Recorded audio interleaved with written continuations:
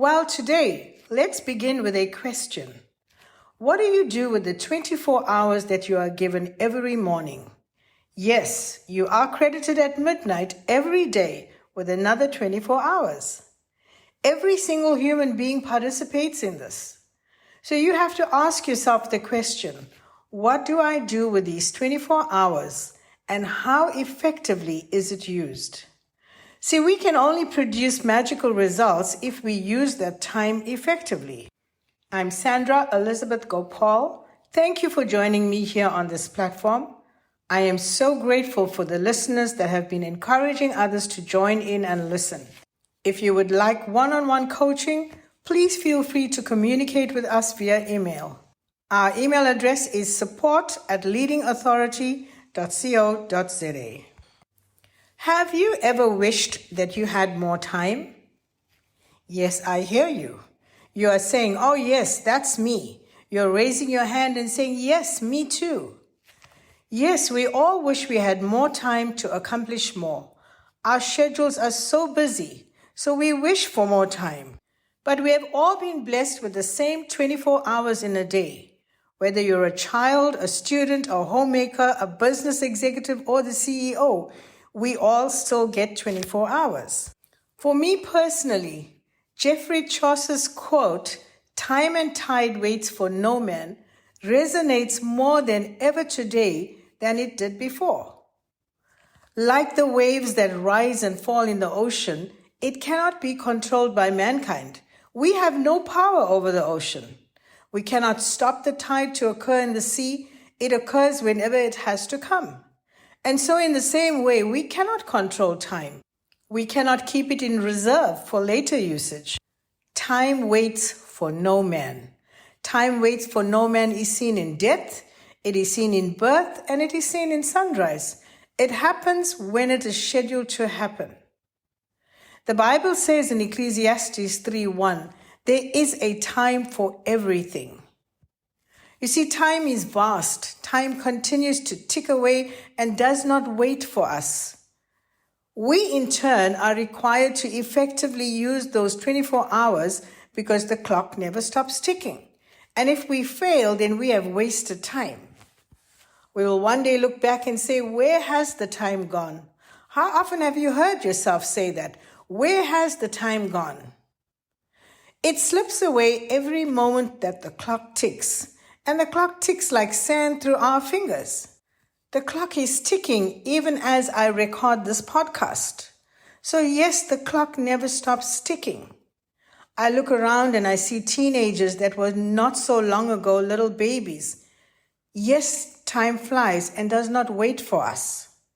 We do not possess the power to stop time or to make it wait for us. Whether we are ready or not, time keeps moving. And so we need to keep moving. Life is about the moment that we live in. It is about the present. It is a now moment. It is about the decisions that we make and how we live life through.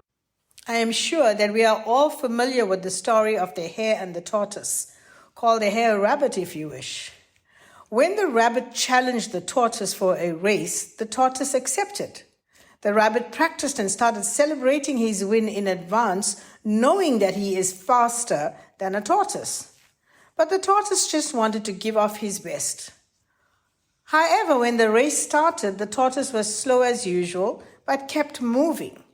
The rabbit was fast, so when he reached the half mark, he decided to rest, but he had soon fallen off to sleep. The tortoise continued to move in his time and soon overtook the rabbit. The rabbit woke up and it was too late. The tortoise had just crossed the finishing line. You see, in order to win and be successful, we need to use the time effectively. The term sleeping on the job only makes you lose time and end up failing. So time is very valuable in life, and it is the only dimension in which we can live our lives. So what is time management? Time management is the process of planning, of organizing and controlling how we spend our time on specific activities to enhance efficiency, productivity, and overall well-being. It involves making a conscious effort to allocate time to tasks based on priority, based on importance, and based on deadlines. Effective time mastering aims to achieve goals, to meet deadlines, and to maintain a balance between our professional and personal responsibilities. When we look at the realm of school, of home, of professional endeavors, and our daily routines, we often come across people who appear to effortlessly navigate their responsibilities. These high achievers seem to be productive, they're stress-free, and they're in control, total control. However, it's important to recognize that such abilities are typically acquired rather than innate. Developing skills in managing, organizing, and allocating time is within our grasp. It is within the grasp of every individual. When we cultivate these abilities, we empower ourselves to take charge of our time. We foster a greater sense of satisfaction in every aspect of our lives. And so, as you can see, effective time management is essential. It is absolutely necessary, whether you're a student or whether you're a professional. It helps us to maximize productivity, it reduces stress, and it allows us to achieve a healthy work-life balance. It involves making conscious choices about how we allocate our time, our energy, and our attention to various activities in order to optimize overall effectiveness and success. Now let's look at the process and find ways on how we can change and how we can utilize our time by having a plan in place. In order to master the time you have to begin with the following. Start with planning. Plan in advance. Create a schedule or a to-do list, and it will help you in organizing your daily, your weekly, or your monthly tasks. Number 2, goal setting. Clearly defining your short-term and your long-term goals will help you in prioritizing your tasks. Number 3, task prioritization. Identifying the tasks that are urgent, important, or both will allow you to focus on what matters most. Number 4, time blocking. By dedicating specific blocks of time to certain tasks will help minimize distractions. Number 5, learning to say no. I love this the best because recognizing your personal limits and being able to decline tasks or commitments that do not align with your goals is crucial for effective time management. Number 6, delegating tasks. At the workplace, sometimes it's possible to assign tasks to others so that you can lighten the workload and free up time for more critical responsibilities. Number 7, utilizing technology. Leveraging tools such as calendars, reminders, and productivity apps can help you in organizing your tasks and deadlines efficiently. And then finally, you need to assess how the time that you have is being spent and make adjustments to the approaches that you are using. I want to say this today. You know, if you look around, you will find that we live in a time that is dominated by smartphones and all kinds of pocket-sized distractions. The task of managing our time has become very daunting.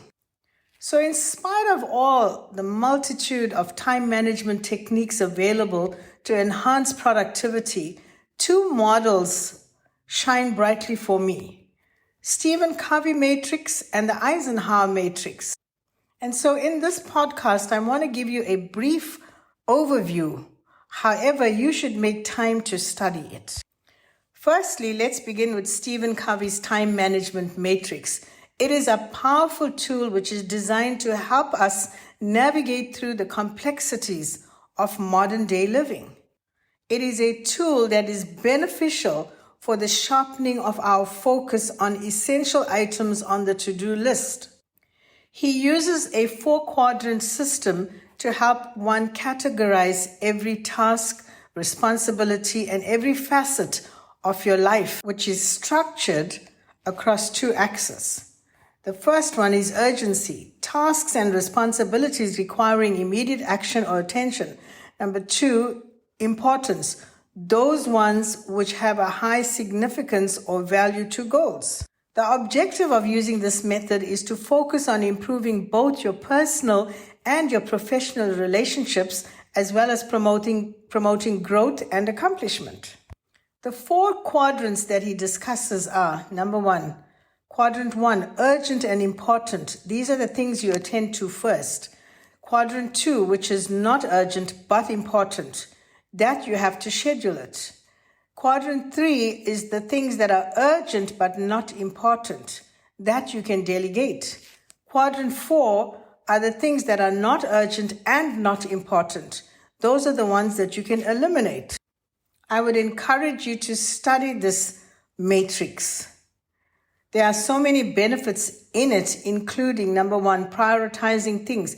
He helps you to prioritize by getting organized, meeting deadlines, and ensuring that your efforts are directed towards achieving key objectives.